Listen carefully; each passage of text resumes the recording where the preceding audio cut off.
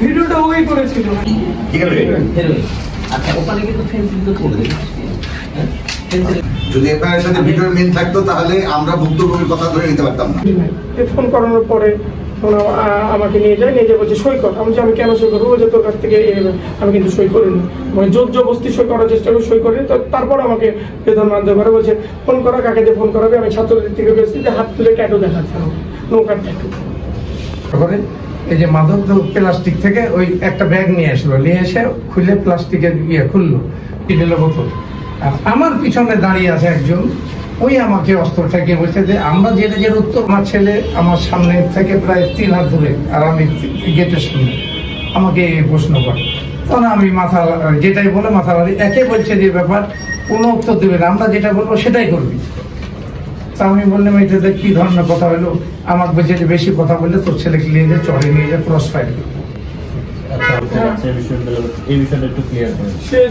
সুন্দর পরে আমাকে যখন ডিবি অফিসে নিয়ে যায়, ইলেকট্রিক শর্ট দিয়েছিল, আর একজন ছিল, তার কাছে একটা ছোট মেশিন ছিল, এবং বেধড়ক মারধর করে। তখন আমি বলি যে আমি ডায়াবেটিস, যে ন্যায্য বিচার এই অফিসার আমি ছাড়া অনেকের নামে, আমি যখন বেরিয়ে আসি অনেকের নামে, তার নামে বিভিন্ন পত্র পত্রিকায় নিউজ হয়েছে, তো তখন হয়তো পরিস্থিতি ছিল না। আমার সাথে আমার ফ্রেন্ড ছিল, বন্ধু ছিল, যে লালগেঞ্জিপুর আছে আমার ইয়াতে, ওই সাইডে, ওরা তো বাইরে দেখতে এসেছিল, কিন্তু সাইডে যে ছিল আরো 4-5 জনকে গ্রেপ্তার করা, আমি চিনি না উনি নিয়ে এসেছিল কোথায় থেকে, তো তাদেরকে ছেড়ে দিয়েছিল।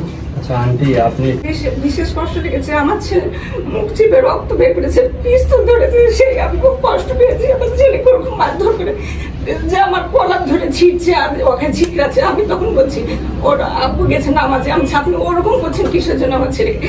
আমার ছেলে তো কোনো মাধবের ব্যাপারে, সে তো শ্বশুর বাসায় যাবে এখন, তা আপনি কিসের জন্য এরকম করছেন? বলছে কি চুপ করে থাকেন, ছেলে মাধবের ব্যবসা করে, মা চাচিরা বসে বসে খায়, এরকম করে আমাকে যে অপমান করেছে জানেন, এমন অপমান অপবিষ্ট করেছে বনকর। যখন নিয়ে যাচ্ছে তারপর আমি বলছি কেন নিয়ে যাচ্ছেন, অত কোনো নিয়ে নাই বেথায়, কেন নিয়ে যাচ্ছেন? বলছে আপনি, ওরা বাকি বলছে কি যে আপনি থানায় ইয়েতে আসেন, ডিবি অফিসে আসেন, আপনি কোনো নেতাদের দেখে নিয়ে আসবেন, একা আসবেন।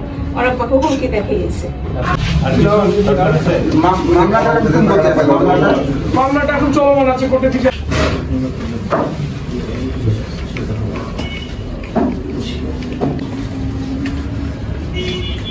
দেখতে পাচ্ছি।